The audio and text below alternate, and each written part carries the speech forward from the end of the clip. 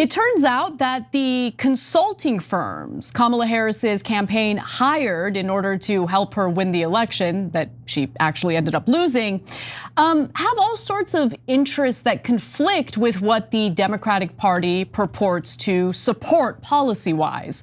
And recently, the fine reporters over at Sludge investigated where the Harris campaign spent the $1 billion that they raised. Kamala Harris's campaign raised over $1 billion, but now it's millions in debt. And where did all that money go? Spoiler alert. Straight into the pockets of corporate consultants working against you. This isn't just bad strategy. It's $1 billion scam, and we're about to expose every piece of it. Buckle up, because this is going to blow your mind. In just a few short months. And the details here are amazing. So let's examine them. So the Harris campaign's largest vendor, the vendor that they spent the absolute most money on, was the Media Buying and Analytics LLC, which is actually a front company for something called Canal Partners Media Firm. Okay, so Canal Partners does work that directly contradicts or counters Democratic policy objectives, which might explain the fact that it, in my opinion, like if you're promoting a Democrat, or a Democrat has hired you in order to help with the campaign, but you support all sorts of pro-corporate policies that the Democrat is against, I mean, isn't that a conflict of interest? Like, isn't there a possibility that maybe they'll put out some dog crap ads and give you bad advice? Yeah, well, actually, that's exactly one of the things I wanted to get into, Anna, because that's part of why the Democratic ads suck. Because the people making the ads also work for the corporations that those ads should be attacking in order to do effective populist campaigning. So Trump, I think, is a fake populist, but did a lot of, I'm gonna get the sons of bitches, etc. But the Democrats never say anything like that in their ads, because the people making their ads are the corporate goons, and they have a conflict of interest because they would get fired by their other clients if they made ads that would be effective for the Democrats. Guys, Trump, I don't know if you guys ever saw the YouTube ads that would play with Donald Trump's campaign messaging. It was literally just Trump standing in front of a window, by the way. So he looks dark because he's backlit. And he's just like, yeah, we're trying to raise money for my campaign. If you got a few bucks, like super low production. It was incredible, okay? But anyway, getting back to Kamala Harris's very expensive campaign. So in 2022, let's get back to Canal Partners. Canal Partners worked for a pharmaceutical research and manufacturers of America, or Pharma, front group Rare Access Action Project to help it run ads opposing the Biden administration's policy allowing Medicare to negotiate lower drug prices. So that's who they are. And that is the vendor that Kamala Harris's campaign spent the most money on. Media Buying and Analytics LLC, which falls under Canal Partners Media Firm, has overseen more than $280 million in ad production and placement spending for the Harris campaign, and that total is expected to increase once the FEC disclosures covering the final phase of the campaign are filed.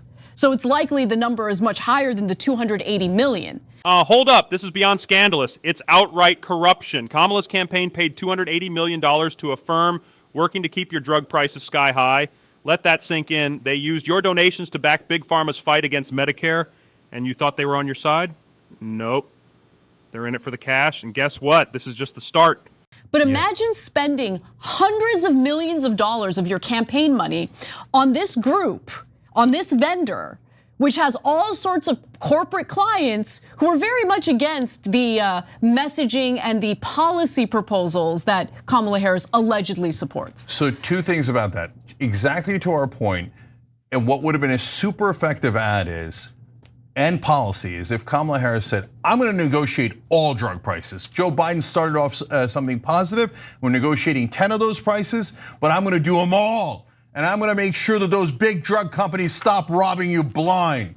Would have been through the roof. That's a super popular policy. Polls at over 80%.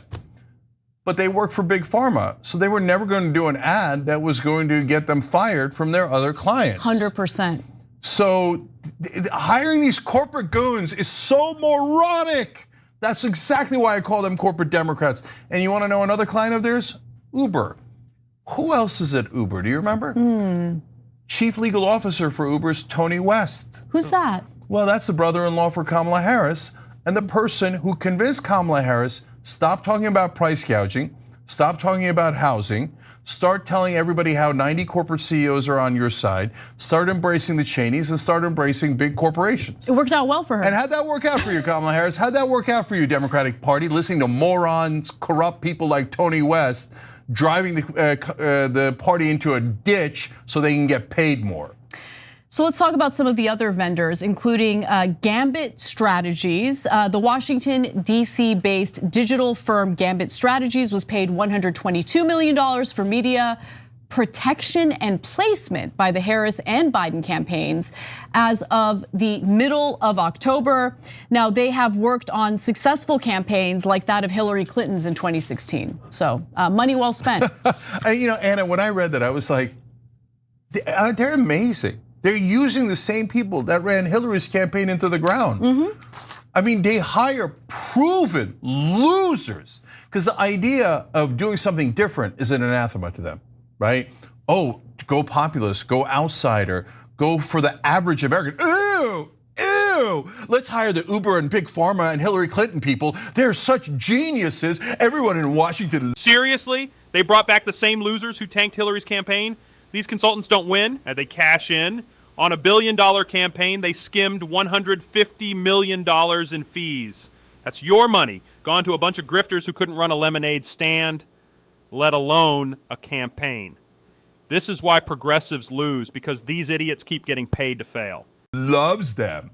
And by the way, do you remember that policy that they had that if any consultant, ad company, PR company, any company that worked with a progressive challenging a Democratic incumbent would get banned forever. So they literally banned any company that might do it right and said only the corporate idiots who have caused all of our losses are the only ones we'll hire.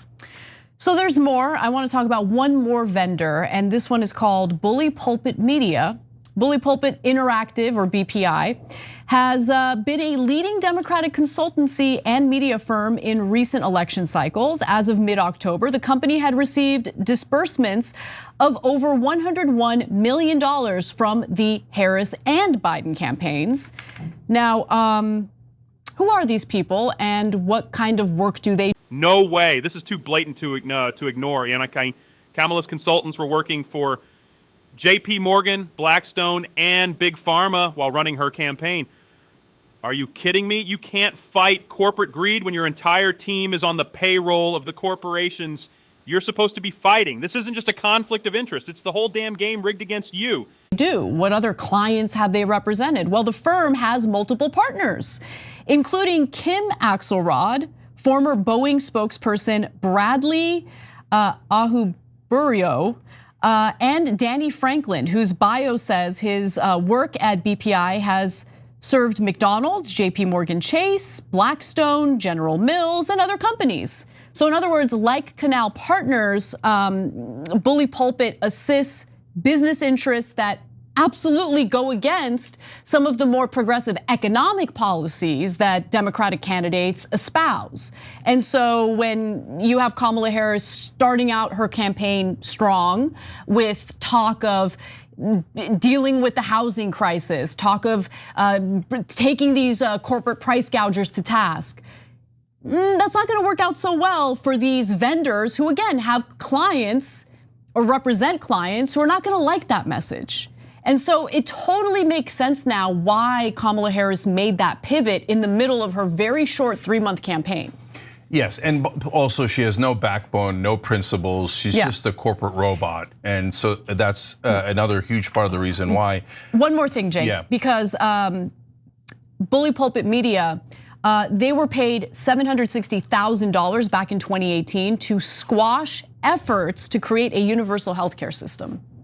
See, guys, that's another thing that we kept saying, and then everybody in the Democratic Party kept yelling at us, shut up, okay, because they were bothered by the fact that we were telling you things that are true and deeply problematic within the Democratic Party. So Remember that famous line with Nancy Pelosi saying, "Oh, I have a universal health care poster in my basement from the 1960s," where she buried it, right? And then we told you guys all of her staffers used to work for either drug companies or health insurance companies. Some of them left in the middle of that to go work for drug companies and health insurance companies. The guys who make their ads are from the same companies, so they're fighting against universal health care. So when Kamala Harris and Joe Biden and Nancy Pelosi tell you, "Oh, we're for universal health care," and then they go behind the scenes and hire the guys who are against universal health care, that's how you know they're full of crap. So stop listening to these establishment Democrats who do not have your best interests in mind. They have their best interests in mind, and they get maximum money from these corporations and sell us out. Choose a true populist. We had our chance with Bernie in 2016 and 2020. We need to find the new Bernie and support that person, and do not listen to these crooks ever again. And last thing on this, I think that it was not in the Sludge article, but it's a fact that I often point out that's very relevant to this. Remember, all these companies get 15% of what they spend. I keep asking why. 15% is a giant number. She raised $1 billion. So combined, these type of companies got approximately $150 million that you guys donated to her. So you tell me you can't find another company that isn't like all loaded up with corporate clients that could do it for 50 million? Look, we got rad ads at TYT. We can do it for 5 million and give you 10,000 times better ads. My point isn't TYT. My point is, this is a highway robbery. This whole system is messed up. It really is. And the conflicts of interest are severe. And if the Democratic Party wants to keep losing, then they can just keep doing what they've been doing. And for these companies, guys, they didn't lose the election. They made $150 million. Their profits skyrocketed. They're all high-fiving and drinking champagne right now. They don't give a damn that they lost. We lost. The people lost. The Democratic Party lost. But those corporate, clients of theirs won. They won. They made a spectacular amount of money. That's why they serve the donor class, because to them, winning or losing is just nearly irrelevant. It's a sideshow. Sucking up all that money and keeping 15% is their actual mission. Let's be real. This isn't just Kamala. This is the entire Democratic system. They don't care about winning elections. They care about funneling your money to their corporate buddies. If you're tired of this rigged game, smash that subscribe button right now. Drop follow the money in the comments, and let's blow this whole system wide open. Stay sharp, stay angry, and let's keep exposing the truth. Peace out.